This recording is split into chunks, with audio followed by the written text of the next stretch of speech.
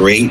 But being different for the sake of being different, I'm not a big fan of, right? If you just want to be different for the sake of technology, increased, I would hide behind it. And you start to hear some of their challenges, and yes, because it speaks to the core of who you are and what drives you forward. Because what makes you different is what drives you.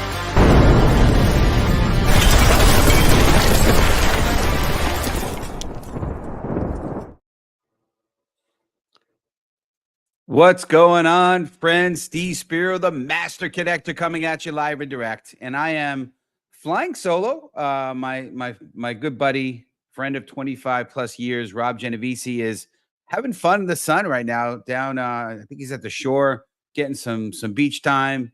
Beautiful day to be at the beach today. But I am here. For those of you who don't know much about the Master Connector show, I'll give you a little bit of background and story on that.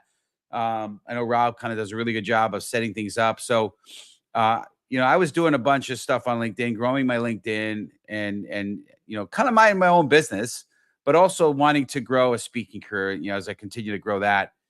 Anyway, started to embark on video. In fact, I reached out to my good friend, Rob Genovese, who's now my co-host here, and he suggested you should start doing some video. So I did that. And then along the way, LinkedIn Live was hard to get a license for, or whatever. It was like exclusive. It was really hard. So I actually just for kicks and giggles, I put my application in, and to my shock and dismay, about 5 weeks later, it was approved. So now I had this really coveted thing at the time. I knew I needed to do something with it. It would be a waste if I didn't do something with it. So I reached out to my friend Cameron. And Cameron, I had been on, he had a show. It wasn't on LinkedIn Live, but it was on YouTube, and it was really well done. Network TV production quality. Long story short, we embarked on it together, and we launched in November 2020, the LinkedIn Live, show, we call it the Master Connector show. And it was incredible working with him for quite a while. He has a very successful event staffing company that was dead during COVID. Long story short, he's back full bore with that. And I needed to figure out what I was going to do. And I didn't want to, I love what we do, even though it was way outside of my comfort zone, as Rob talks about. He and I are both former shy guys. So being out in the spotlight is not what I expect. And broadcast was something it's completely foreign to me. But anyway, long story short, I reached out to Rob and I said, hey, would you consider being a co-host with me now Cameron is kind of looking to go a different direction? And he's like, yeah, I'd love that. So we partnered up. I think we've done like 22 episodes. Today is episode 171. So I'm extremely excited about today. And it's just been an incredible blessing. So welcome to some of the folks on the show here. Donnie, good to see you, sir. I know Donnie and I had a great conversation from a connection through LinkedIn. And this is the Master Connector show. And it's about connection. It's about real connection. It's not about just adding numbers and networking. And we're going to talk about networking, but in this show, we encourage people to be LinkedIn participants, not LinkedIn lurkers. So we want you to get in the comments, connect with each other, get on. If we don't know you're on here by putting your name and where you're from and maybe what you do, we're not going to know you're here. So make sure you're in the comments, connecting and letting us know you're here. We'd love to know the city, the state, and all those kinds of things where you're tuning in from. And if you like what you see, share it out to community, but most importantly, just let us know. And along the way, as we go through, talking to Michael, who's going to be our guest, we'll talk about him in a moment. Make sure you have some questions and put those in the comments. But today we're going to be talking about taking your network to the next level. It's going to be a great show. So here's what I want to talk about today, right? As the Master Connector, I've always emphasized the importance of taking your network to the next level. And I've done it on stage, so I love talking about that, right? And elevating your network means actively seeking to add value to others, fostering deeper and more meaningful connections. It's not just about collecting business cards or adding a new connection on LinkedIn here, right? I think it's humorous. People have these great, followings, but you never get to speak to anybody. I think it's ridiculous.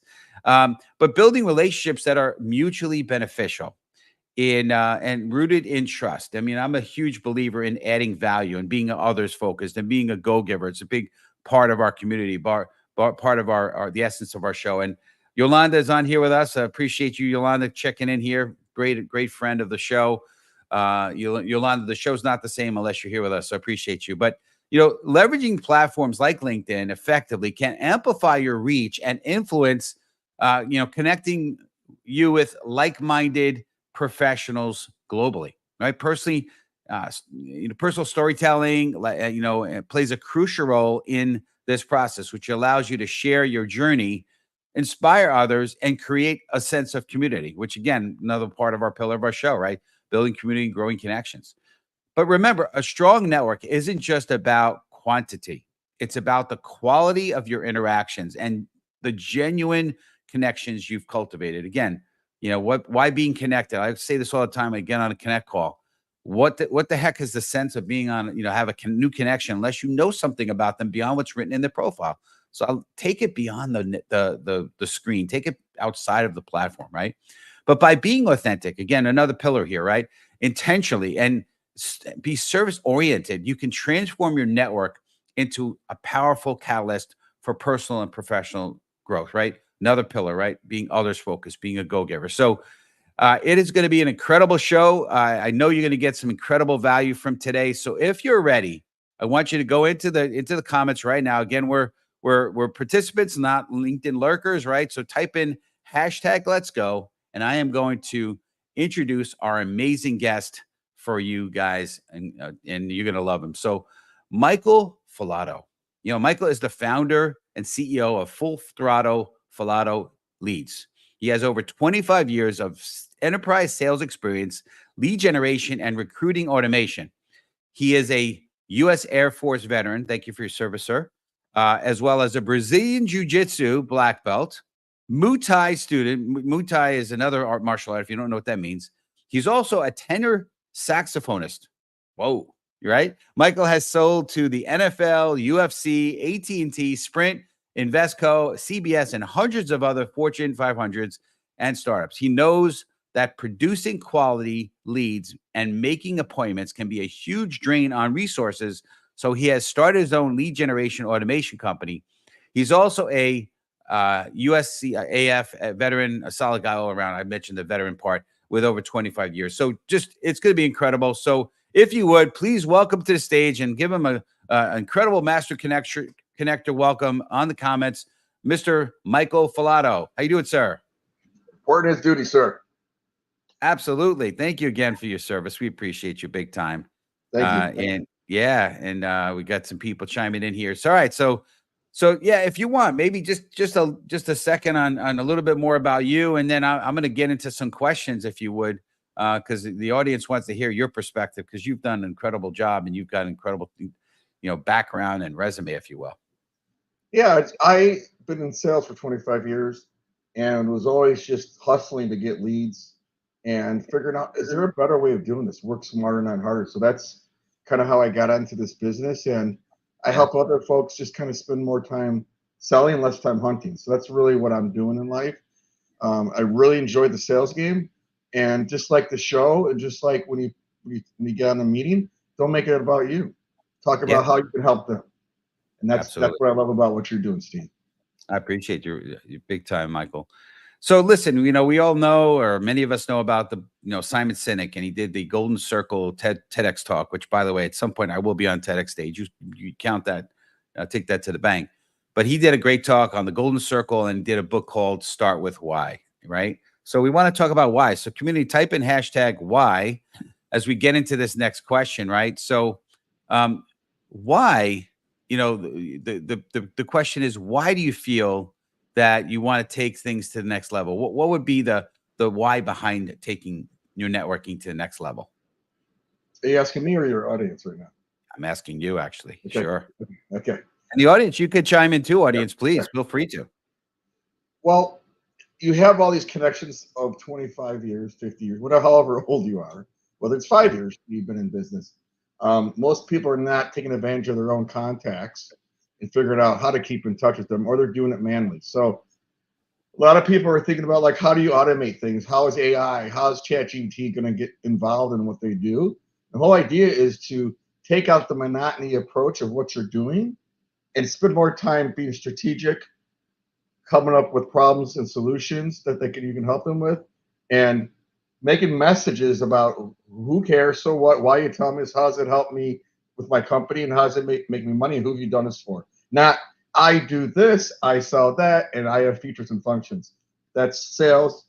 It's taking it too far in an initial conversation to sell if you don't understand the problem, whether it's email, LinkedIn, roundtables, or anything else. Learn more about why someone showed up before you get into your pitch. You're on mute, Steve. I appreciate that. Thank you. Rookie mistake here, but there we go. Thank you, Michael, for looking out. Yeah, it's interesting, right? I love that what you just said. And being in sales, right? Business development. And by the way, if you're not classically in sales and you are in a relationship, you're married, you sold, you're in sales. You got somebody, or you got somebody to hire you, you sold. You have to sell yourself to get that job. So sales is key, but understanding what people really want, it's classic Dale Carnegie, right? You give, you find out what somebody wants, and they'll move heaven and earth to get it, right? So absolutely important to kind of understand their needs, wants, desires before you start to look to pitch them. And I see this all the time on LinkedIn, unfortunately, with these pitchy messages, that just want you. And I'm like, I don't even read them. I really don't. I see a scroller, I'm like, I'm not even going to bother. So, but hey, you have a phrase, and so community, along the lines of, right, we've heard this phrase, teach a man to fish. Well, give a man a fish, you feed him for a day. Teach him how to fish, you feed him for a lifetime. Type in hashtag fish. It's not going to be that question, but here's the question. It's related to fishing, right? I know you speak about, fishing where people fish. I think you've mentioned that. How does that apply to effective networking, Michael? Well, instead of where I learned, okay, advertisers. If you're going to go after advertisers, wouldn't you go after someone that's advertising already? Sure. So when I was at Monster 96, I would go through Monster Board.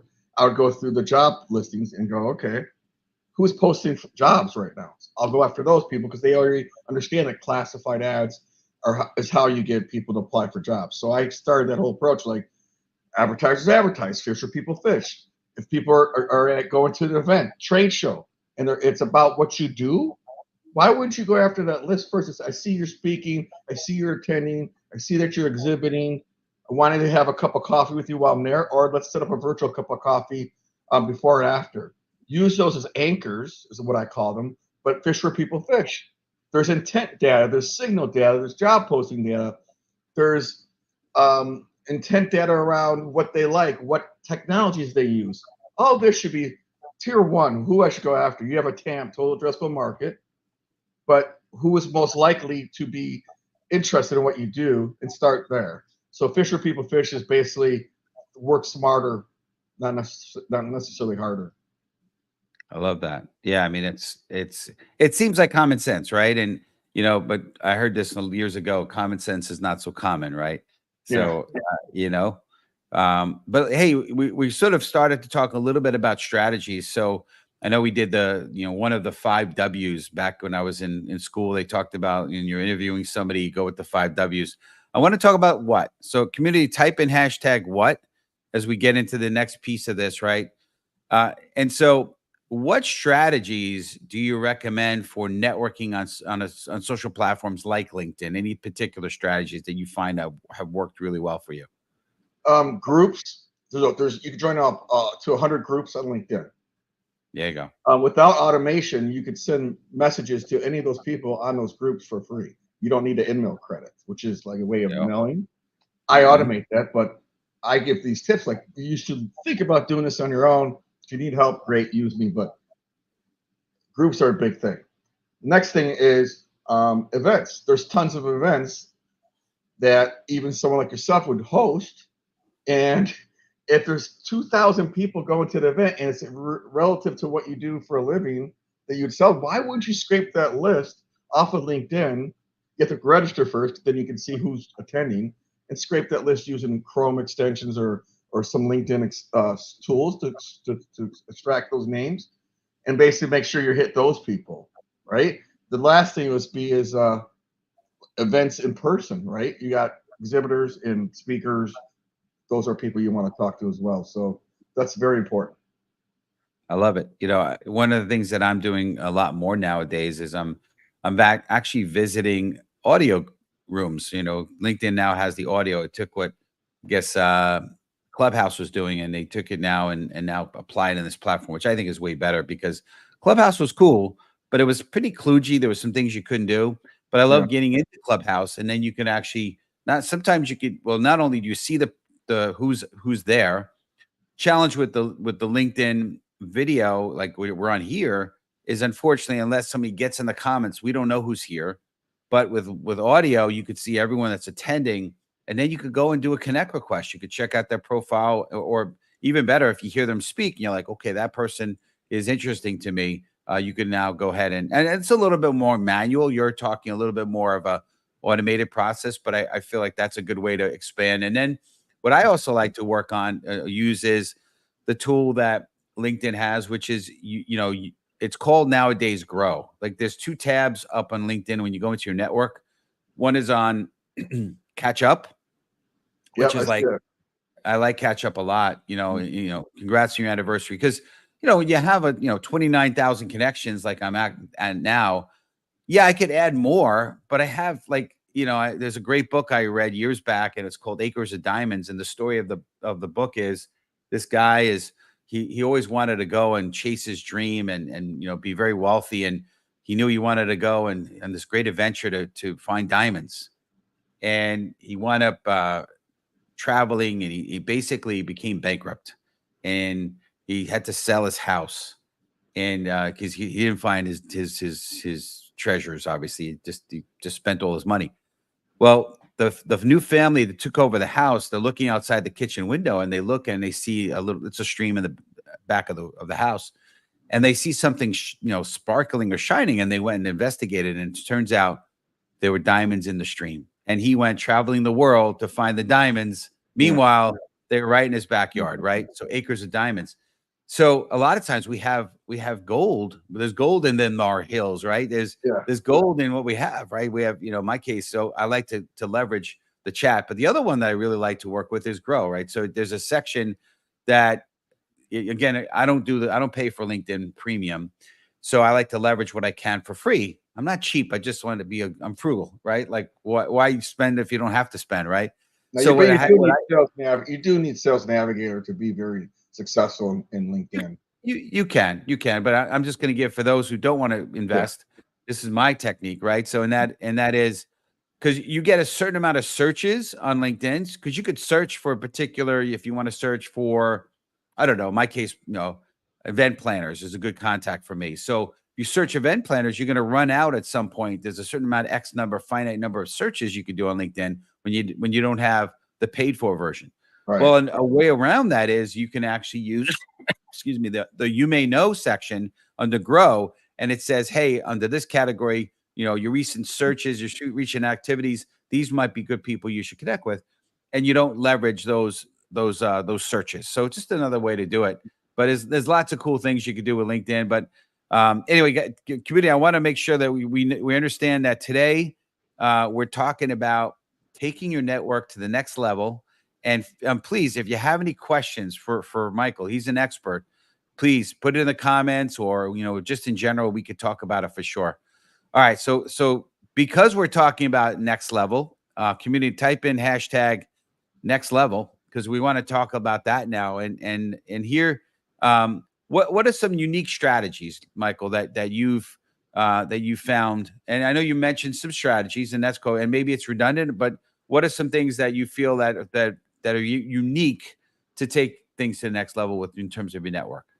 Yeah, I've been adding profile likes and comments and their stories, and I really wasn't a big believer in that because I wanted to get out invites, emails, and my big strategy is driving people to either book a meeting or come to my roundtable, which is similar to like, hey, let's do an interview, right? But mine's more a group.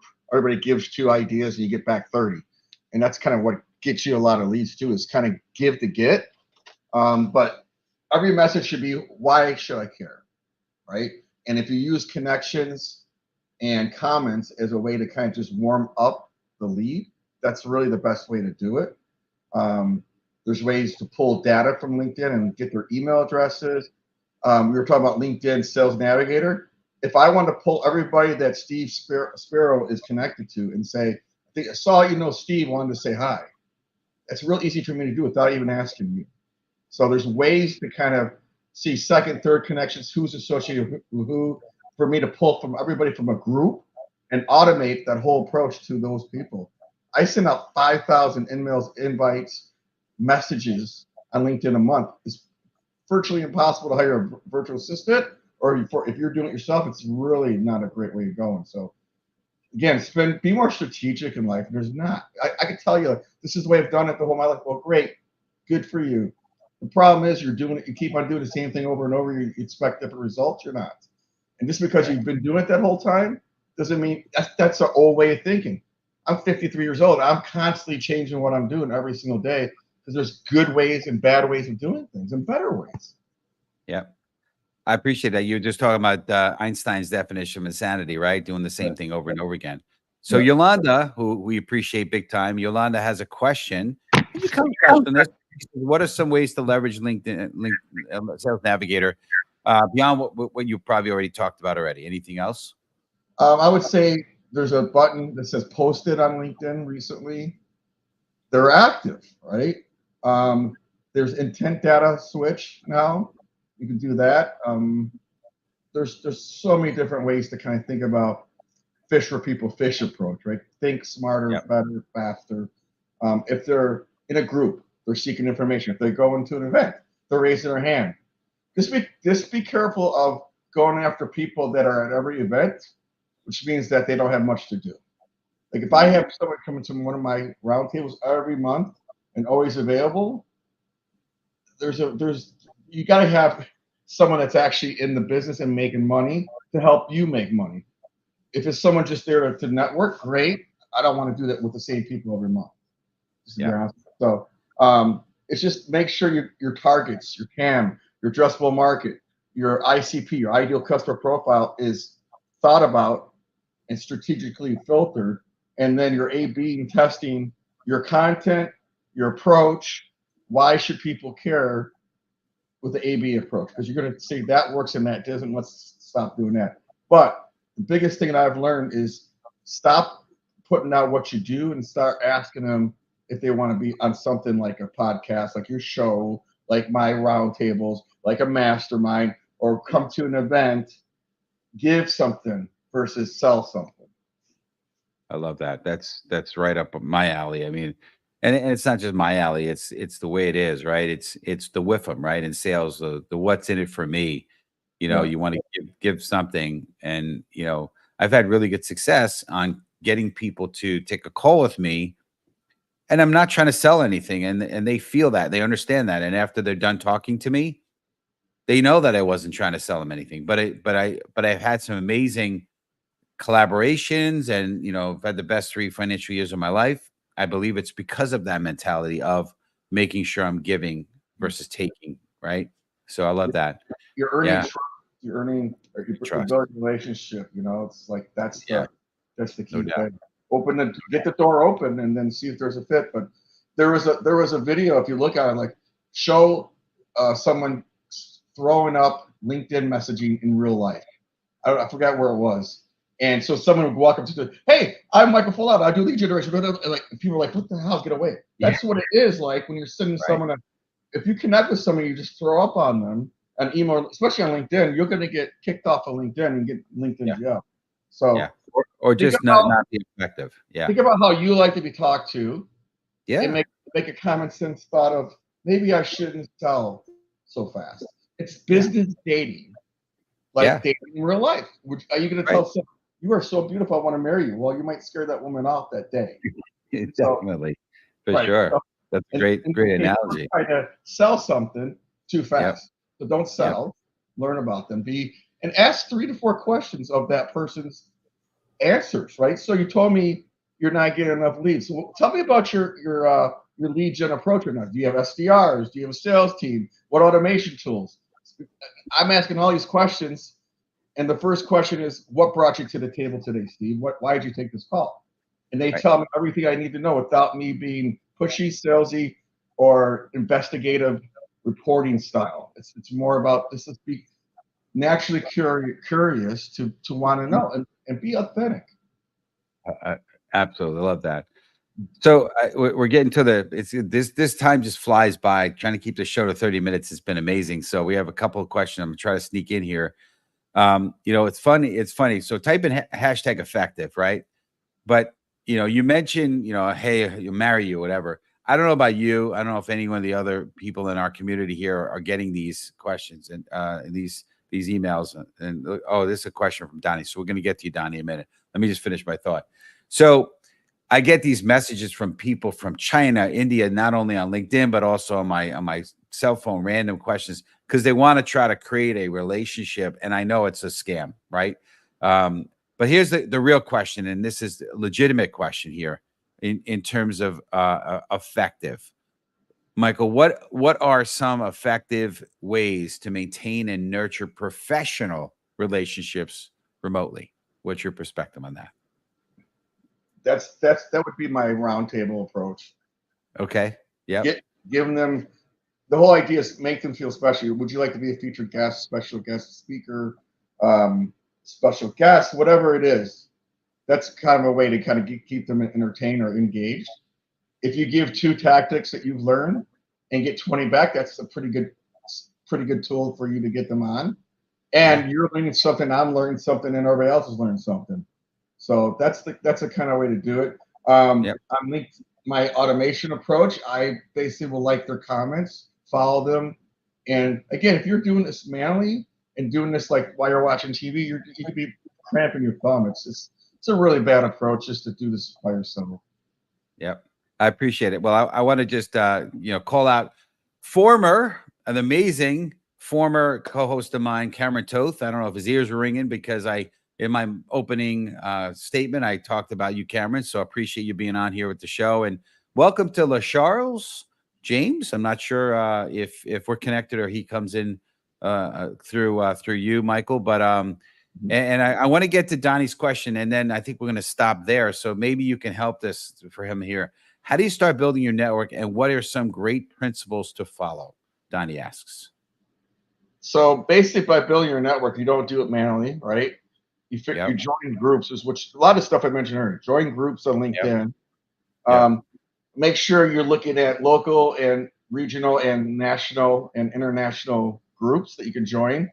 Get their list, ingest them into your LinkedIn, connect with them, and then if you got to have, to me, sales navigators, so you can look at everybody else's connections and go, who are your second connections, and go, hey, I see Tom, Steve, whatever, Samantha, and I want to connect with you. Don't sell in the messaging. Yeah, so absolutely. Don't take everybody's advice. Like, don't say first name in the subject line. Don't do this. Don't throw up on it. You know what? Do what works for you, and you can only know what works for you by A/B testing it. But you might want to work with someone that's doing this for 40 different profiles a day versus trying it out yourself, because as a jiu-jitsu guy, or Air Force guy, or a sales guy, you lose and you learn. I did that. That didn't work. So let's do it this way. I've already done all that stuff, so you don't have to. Absolutely. I want to just give a quick shout out, and then I'm going to ask you to tell the audience what our community, what your offer is. But I want to give a shout out. Pam and I just recently connected. It's good to have you on here with us, Pam. Good to have you on here. I know that she had some meetings, so she was going to join us whenever she was done. But hey, tell us a little bit, Michael, number one, about what potential offer you have for the community, and then also best way to reach you, and any closing comments you have. Yeah. Well, what I like to do is I like to work with someone, helping them grow their LinkedIn. And I do this as kind of a 20 to 30-day trial where I help them. I help them get on that LinkedIn and email, and I basically give them a way to kind of really 10x what they're doing. And there's a way for me to do it where I get something out of it too. Because to me, whenever I do something, it has to be a win-win. So I'll gladly explain that based on your profile and what you've done and who your profile goes out to see if it's a good fit for me and for you. Because it needs to be, like I said, a win-win. The best way is to text me, probably, because my email address is long, michael@fullthrottleFalatoleads.com. You can email me. My cell is 512-639-3375. first text me because I don't like answering the robocalls that I get.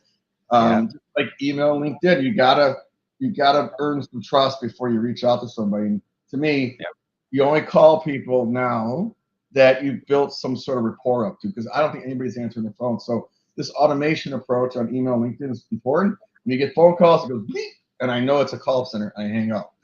Absolutely, same here. Well, Michael, we really appreciate you being on the show. You definitely brought some incredible value.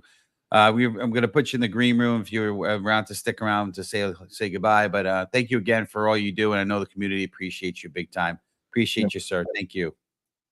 All right. Well, good stuff. Well, that was awesome. So, hey, you guys know that I've got a book. So if you have a chance and you haven't had a chance to check out my book, definitely check it out. It's The Tao of a Master Connector, and it was a labor of love for me. So just check it out. Get a copy of your own if you like. But yeah, and you could find it on Amazon. You could find it on Audible. So. But next week, we're going to have an amazing show. It's going to be episode 172, and we're going to have Maria Trusa with The Power of Forgiveness. It's going to be an incredible show, July 24th, week from now.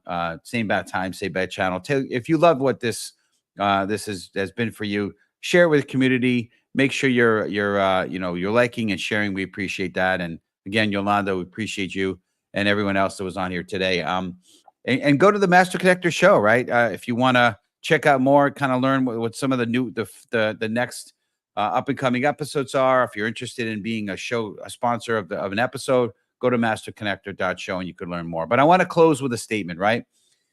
A lot of you may know her name, right? Sarah Blakely, the founder of Spanx.